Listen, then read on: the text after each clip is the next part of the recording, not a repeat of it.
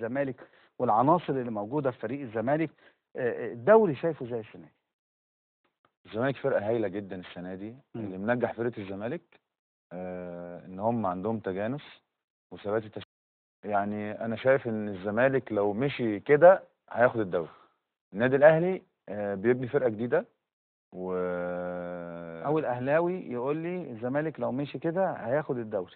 لا، احنا بنتكلم كوره. انتمائي حاجه اه وحب النادي الاهلي ان هو ياخد الدوري حاجه، اه واللي انا شايفه دلوقتي حاجه تانية. ده حقهم. ظبطت دلوقتي شويه. يعني انا كان معايا كباتن بلا داعي لذكر اسماء ابتدوا يتكلموا.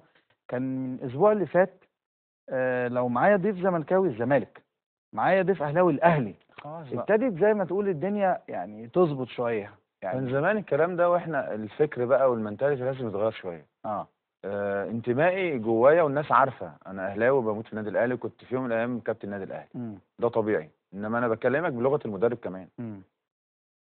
الزمالك احسن من النادي الاهلي السنه دي، رغم الصفقات اللي النادي الاهلي عملها في بس الصفقات انت مش هتنفخ فيها تاخد دوري وبطوله افريقيا. ليه؟ هو انت جايب اي حد تنفخ في ليش؟ انت جايب رمضان اعاره بكام؟ جايبر ب 20 مليون وشحات 150 مليون. بكام؟ ارقام انا معاك، لكن بكم من الفلوس